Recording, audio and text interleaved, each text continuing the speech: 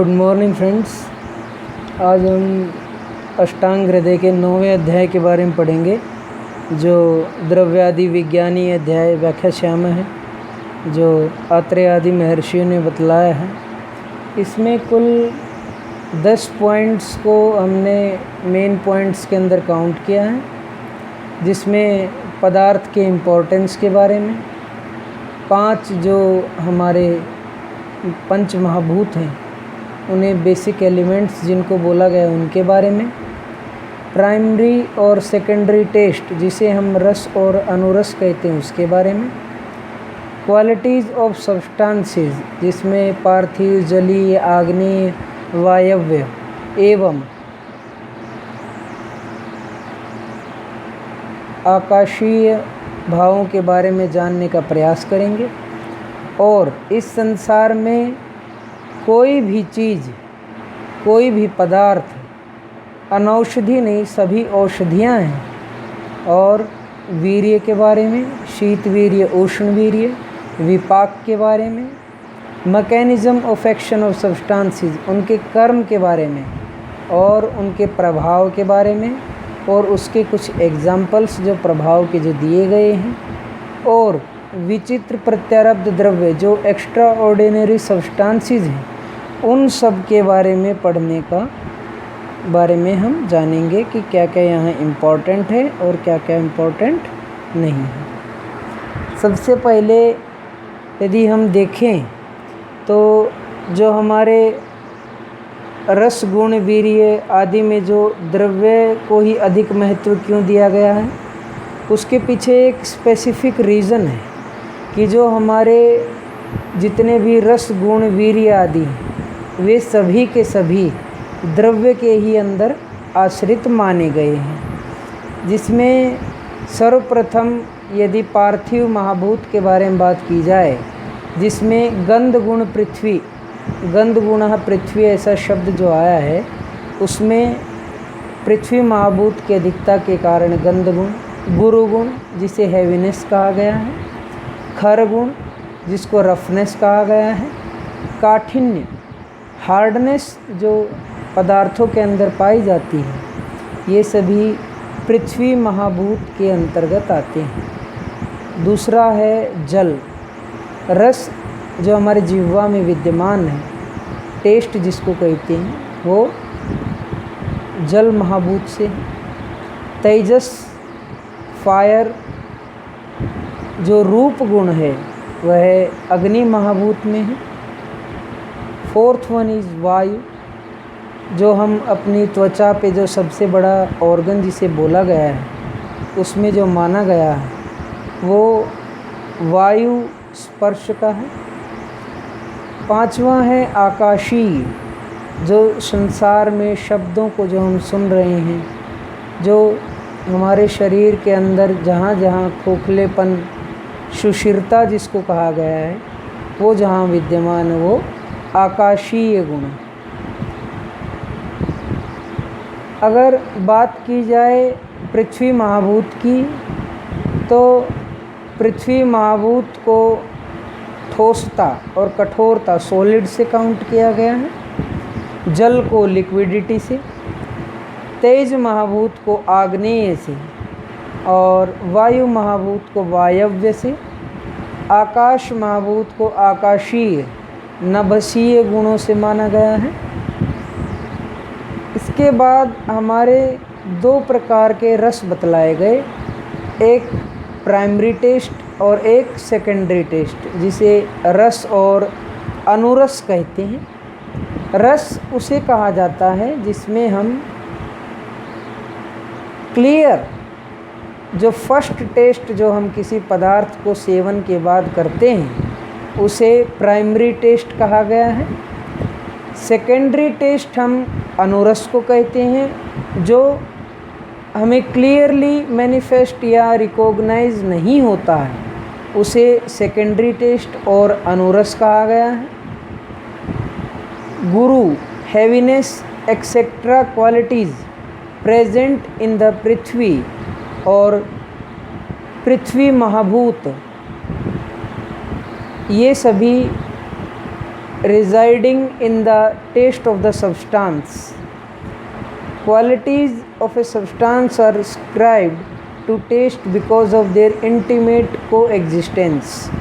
जो हमारे रस हैं, रसों में, द्रव्य में जो स्वाद स्पष्ट रूप से आता है, जो प्रथम, जैसे गुलाब जामुन खाएंगे तो प्रथम स्वाद जो आएगा वो मधुर रस है, और जो अस्पष्ट रहता है या पीछे से कुछ स्पष्ट रहता है या थोड़ा स्पष्ट दिखाई देता है, जैसे आंवले के सेवन में शुरुआत में जो रस आता है और अंतिम रस जो मधुर रस का आस्वादन होता है या अनुभव होता है, उसे अनुरस कहा जाता है।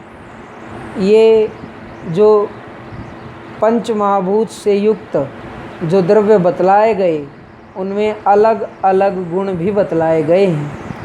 पृथ्वी महाभूत में गुरु गुण बोला है, स्थूल गुण बोला जिसे बल्कि कहा जाता है, स्थिर कहा है, स्टेबल जिसे कहते हैं, गंध गुण है, स्मेल जिसे कहते हैं, और इसके अलावा पार्थिव द्रव्य में हैवीनेस, स्टेबिलिटी और कॉम्पैक्टनेस और वेल नरिश्ड आदि गुण भी पाए जाते हैं। दूसरा है हमारा लिक्विड सब्सटेंसेस, जिसके अंदर लिक्विडिटी द्रव जो गुण है, शीत ठंडा जो गुण है गुरु, हैवी टू डाइजेस्ट इसे बोला गया है, स्निग्ध ऑयली और मॉइस्चरसनेस जो इसके अंदर रहती है, मंद गुण जिसे डल कहा गया है, सांद्र थिकनेस और डेंस जिसे कहा गया है, रस टेस्ट आदि क्वालिटीज़ हमारे जलीय द्रव्यों में विद्यमान। सब्सटेंसेस जिसको पदार्थ या द्रव्य जिसे कहा गया है, वो जलीय द्रव्य, स्नेहन जिसे लुब्रिकेशन कहते हैं, एविशंद सिक्रीशन या मॉइस्चर जिसको कहते हैं, क्लेद वेटनेस जिसे कहते हैं, प्रहलाद सेटाइएशन, कंटेनमेंट, सेटिस्फैक्शन, और बंधकृत बाइंडिंग जोड़ने वाला जो गुण है वो जलीय महाभूत और जलीय द्रव्यों में पाया जाता है। तीसरा है आग्नेय द्रव्य जिसे फायरी सब्सटेंसेस कहते हैं। इसमें अग्नि के अंदर रुक्ष गुण, तो आकाश और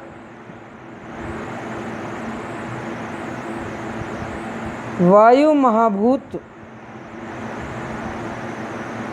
दोनों को ऊर्ध्वगामी बोला गया है। आकाश, वायु और अग्नि, ये तीनों की दिशा ऊर्ध्वगामी बोली गई, तथा ऊर्ध्वगामी द्रव्यों में मूलतः वामक द्रव्यों को माना गया है। दूसरा है विरेचक द्रव्य, जिनके अंदर पृथ्वी और जल महाभूत की अधिकता बतलाई गई है। इसके अलावा आचार्यों ने वीर्य की अनेकता के बारे में भी बतलाया है। कई आचार्य वीर्य को गुरु, स्निग्ध, हिम, मृदु, लघु, रूक्ष, उष्ण और तीक्ष्ण 8 प्रकार का मानते हैं। वीर्य के संबंध में चरकाचार्य ने कहा है कि जो क्रिया की जाती है वह वीर्य है।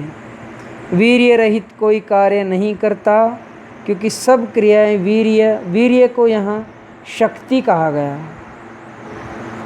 अलग अलग आचार्यों ने अपने अलग अलग मत रखे हैं, इसलिए वीर्य का लक्षण आदि में घटता हुआ भी पूर्वोक्त कारणों से विपरीत होने से, अर्थात गौण, अस्थिर, अल्प शक्ति, व्यवहार में अप्रधानता से रसादि के वीर्य शब्द का प्रयोग नहीं किया जाता। अर्थात रस आदि क्रिया करने में समर्थ होने पर भी वीर्य शब्द नहीं कहे जा सकते। इसलिए जो पहले गुरु, स्निग्ध, हिम, मृदु, लघु, रूक्ष आदि को वीर्य कहा नहीं गया, इसलिए आचार्य ने केवल शीत और उष्ण भेद से 2 ही प्रकार के वीर्य माने हैं, क्योंकि नाना प्रकार के स्थावर, जंगम, अचेतन, चेतन आदि पृथ्वी पर अनेक कारण वाले द्रव्य भी महाबली अग्नि और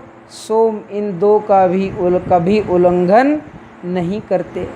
जिस प्रकार संपूर्ण संसार व्यक्त और अव्यक्त इन 2 भावों से पृथक रहता है, अर्थात कोई द्रव्य आग्नेय और कोई सौम्य होता है और उनसे उत्पन्न गुण या कर्म भी आग्नेय या सौम्य होते हैं, अतः उष्ण और शीत के भीतर ही सभी वीर्यों का समावेश हो जाता है। शीत और उष्ण वीर्य में सम ऑथर्स ने 8 प्रकार के बताए, मैंने आपको बता दिया है। कुछ आचार्यों ने 2 प्रकार के बताए। जो हॉट पोटेंसी अर्थात उष्ण वीर्य हैं उनमें भ्रम, जिसको डेल्यूजन या डिजीनेस बोलते हैं, ट्रट, एक्सेसिव थ्रस्ट जिसको बोला गया, त्रिट जिसको बोला है, ग्लानि एग्जॉशन को जिसको बोलते हैं, स्वेद स्वेटनेस को, दाह बर्निंग सेंसेशन को, आशुपाकिता क्विक कुकिंग फॉर्मेशन के जल्दी पकने वाला, कोल्ड पोटेंसी अर्थात शीत वीर्य, इसके अंदर आह्लादन एक शब्द है। आह्लादन का अर्थ है खुशी, हैप्पीनेस, जीवन, लिविंग एक्टिविटीज़ ऑफ लाइफ, स्तंभ स्टॉपेज या विद होल्डिंग, रक्त पित्त प्रसादन purification of blood and calming of पित्त, पित्त को शांत करने वाला और रक्त का शोधन करने वाला। आचार्य ने 3 प्रकार के विपाक भी बतलाए हैं, जिसमें मधुर, लवण, तिक्त। ये जो मधुर जिसको बोला गया है उसके अंदर मधुर भी है और लवण भी है। इन दोनों को मिलाकर ही मधुर विपाक को माना गया है। जो अम्ल विपाक है दूसरा, उसमें केवल अम्ल विपाक को ही काउंट किया गया है। तिक्त के अंदर उष्ण, तिक्त विपाक के अंदर उष्ण, कषाय, कटु, तीनों प्रकार के रसों को माना गया है। जब हम मधुर और लवण रस की बात करते हैं, ये दोनों मिलकर मधुर रस का ही निर्माण करते हैं। जो अम्ल रस है वो अंततः अम्ल ही रहता है। कटु, तिक्त एवं कषाय तीनों मिलकर तिक्त रस को ही बढ़ाते हैं। इन तीनों विपाकों का the effect of the tastes which are felt in the mouth and of the विपाक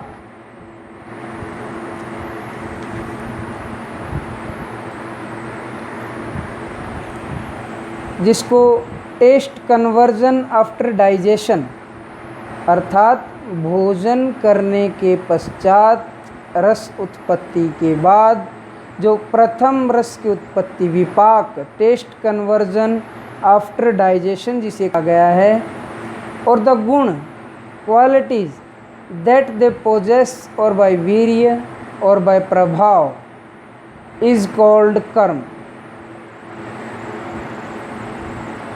आचार्य ने बतलाया है कि बल की समानता होने पर वीर्य आदि का स्वाभाविक बल इस प्रकार रहता है कि रस को विपाक हटा देता है, रस और विपाक को वीर्य पराजित करता है, रस विपाक और वीर्य को प्रभाव नष्ट कर देता है। अंततः विपाक के बारे में आचार्य कहते हैं कि विपाक 3 प्रकार का कुल माना गया है, मधुर विपाक, अम्ल विपाक और तिक्त विपाक। आचार्य ने विपाक के पश्चात प्रभाव के बारे में बतलाया है। रस आदि की समानता होने पर भी जो विशेष कर्म दिखलाई पड़ता है वह प्रभाव है।